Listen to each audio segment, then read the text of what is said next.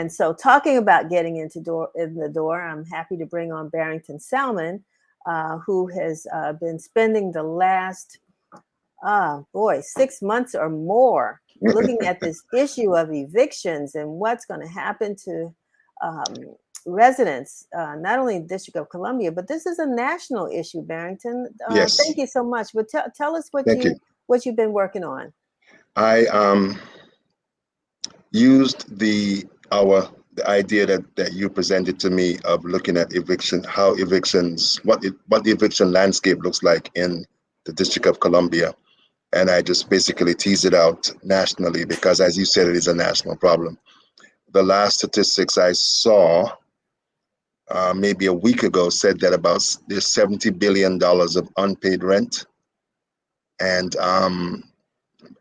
close to 7 million people are at risk of being evicted come tomorrow because the federal evictions moratorium was supposed to last until May, and they extended it until tomorrow.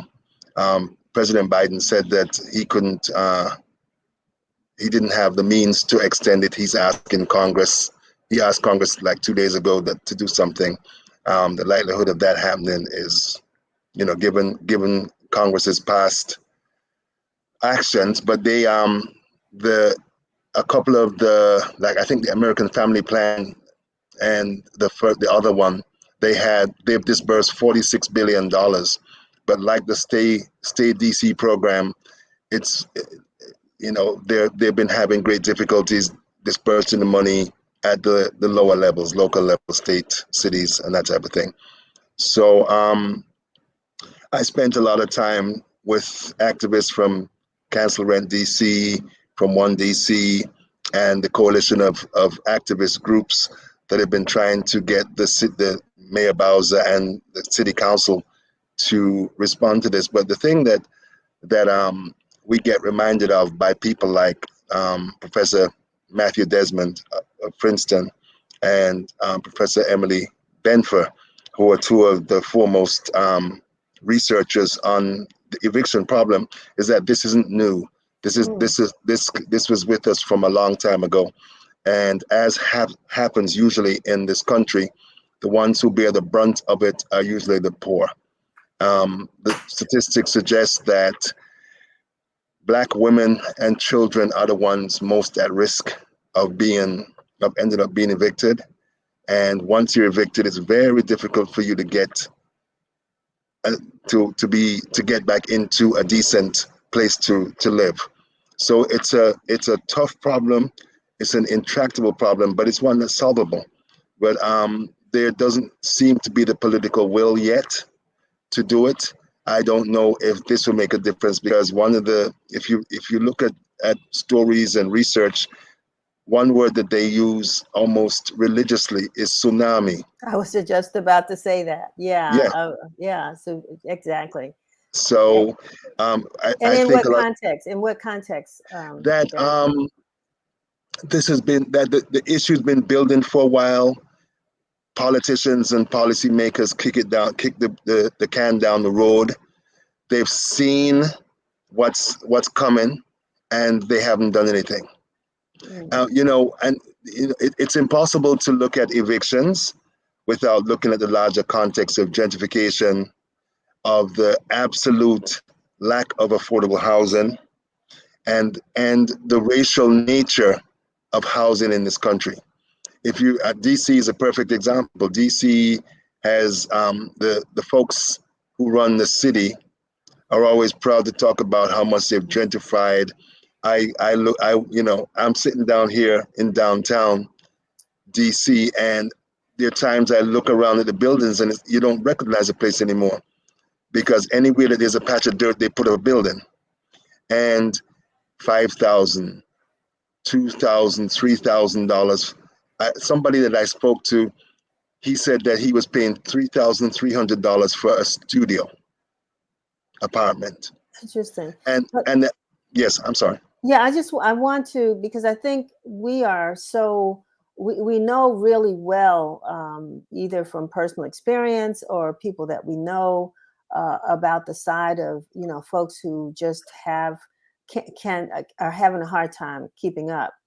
But you also took a little time to look at the landlord side Yeah, and realize that they have a story to tell too, they do. about how about this rental Yeah, moratorium and how it's affected them. there Talk are about there that.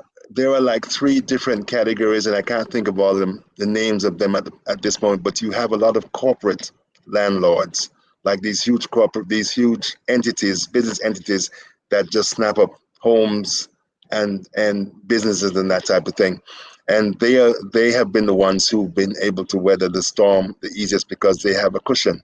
But you have a lot of small mom and pop type folks who, my mom might have died and left me a house, or I decided to, excuse me, I decided to buy some property and rent it out.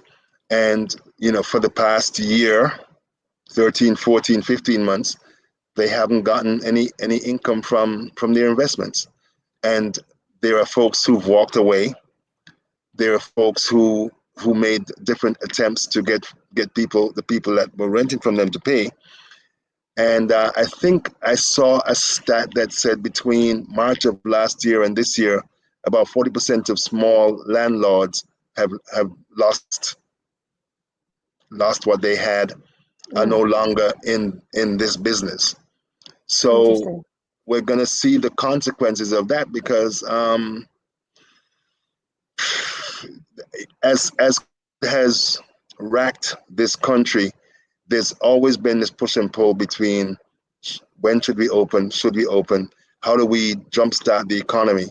But you can't jumpstart the economy when so many people aren't working. There's a guy that I interviewed at um, Council Rent DC had a mock funeral procession at the DC Housing Authority, and there was a young man with his wife, and he said he's working 3 jobs and he's still not able to make enough. He's barely able to make enough to pay the rent. And it's Yeah, always a juggle. You pay the rent. Do you pay your car notes? How much do you have left for food? Don't get sick. He said he got COVID twice yeah. and was home for a month and a half. And luckily for him, the people on his job kept his spot. We said that's great. We said that this article is a series that you've written that will Yes. be coming out in the Informer in coming weeks, which I'm so excited about. Hmm. Thanks to an investigative journalism grant that we received, and this was the focus of this grant. This is what we wanted you to work on, and you've done a fine job. Thank you. And we talk about solutions journalism, and we really want to look at the problem, which you've done from more than one perspective. But you also went down the road of some solutions, Yes. some opportunities. And so, if I can get you to speak to that, I mean, you did talk about the Stay DC program, which the mayor, I think, has done, and the local government has done about everything it can to get people to know about the program. But again, getting folks in to sign up, and then I understand it's really difficult to fill out those applications. They said It still comes with the that. application is a beer, and they said Yeah, if it's particularly difficult for people, even if you speak English, if you speak another language, it's almost impossible from what I've been hearing. so And did you come up with anything else besides that might be a lifeline for some of these um, people who are facing eviction? there are a number now, and my brain's not working right now, but there are a number of groups. There are lawyers who are doing pro bono. There are legal groups. Bread for the City has been involved working with residents. Emily Benfer, who I talked about earlier, she said that the biggest problem that renters have is that they do not have legal representation. Mm. They said 90% of renters do not have legal representation, and 90% of the people that do win. And they said almost all of the landlords have a lawyer. So but they talk about it in broader terms, like housing needs to become a right. They talk about the folks who don't wait until you're in trouble before you before you reach out. Find a lawyer. There are all of these nonprofits in DC that will help you if you reach out. But you got to reach out. They won't know if you don't help them. Yeah, And that's the challenge. Uh-huh. yeah, I apologize because I should have a list of some people, but I just forgot to do that. But there are a Oh, no, number of. we want them to read the Washington Okay, Informer, so all that right. list will be made available to them.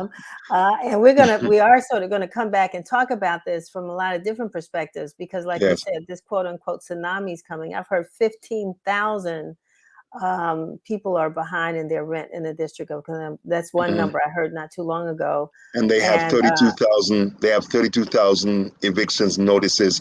They had 32,000 in 2019. So God only knows how much it is now.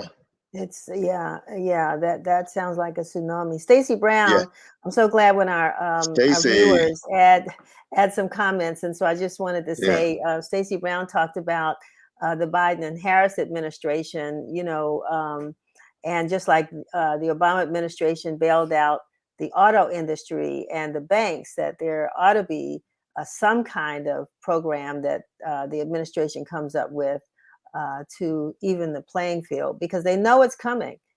Yeah. And if we've got problems on the streets right now, I mean, think about what it's going to be like, particularly for children. Yes. That's what scares me because we're Yeah. talking about, people being displaced at the beginning of a school year Yeah. and what children Displacement. have had to go through, with Yeah. virtual learning. I mean, Yeah. how does that work? Yeah. So, It's tough. It's going to be tough. And the thing is that you can't hide because it's going to be right in your face. I mean, right. my wife, Mimi, and I, we went around the city, and just about anywhere that you go, you see all of these tent encampments where Yeah. folks just Yeah. set up tents, like in DC parks and that type of thing. And we spoke to a young man who was kind enough to talk to us, and he was like, he had a job, had an apartment, lost his job, lost his apartment, and he was living. He had been living in the street. He said he just got himself sorted out, and he's getting ready to get back on track. But they were, and I mean, this is not just black people, Chinese, white, um, all Latino, all people of all stripes who are being affected. And the thing that I think bothers me most is what you said, Denise, the children, because Yeah. they're saying because they're already saying that because of COVID, our children, black and brown children, are have been left behind because of the lack of broad access to broadband. You have a lot of kids that may not do well in a virtual environment. Our daughter is um, is a high functioning autistic person, and we talk to parents of autistic adults and children, and those children went through hell Yeah. because they have to have a Yeah. structure. They need a Right. structure. They didn't have one. They didn't have access to counselors, doctors, or most of the support that would help keep them balanced and on track. And so, no one's talking about it, but families are quietly dealing with this. So if we care about our children, we need to be making as much noise as possible because these guys are getting lots of money. I mean, we're paying Congress $93 million a year, and most of the time they don't do anything.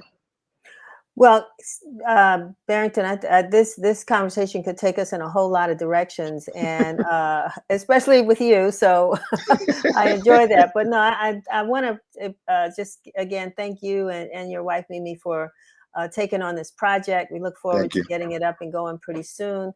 And I'll just say and we'll quickly that continue. right, right. It's We're going not to a one continue. Yeah, shot deal, right? But when I think yeah. about the tsunami, I always get this picture. I don't know if you've ever had a chance to visit either Kailicha or Soweto in South Africa, when all the Mm, families, people were displaced, and they created these humongous townships of mm, people who were homeless, but then found a way to gather together. And the yeah. government provided for it, but it's still quite a sight to see. And Hmm. that's what I'm seeing in my mind if Yeah. we don't get this problem resolved. So thank you very much for being with us today and sharing this Thank you. information. And I want people to look out for this. We'll give you the date when the series begins to run. It should be in mid-August, and you know, reach out to us. Let us know your stories. We'll have some way for Yes, you to reach please. out to us. Yeah, Please, because we please. want to talk about your situation as well. Barrington, thank you so Yes. much. Mimi, thank you Thank you for so much. watching. Stacey Appreciate it. Brown, thanks for Stacy. weighing in, and Hi, Mimi. we'll talk to you soon. All righty.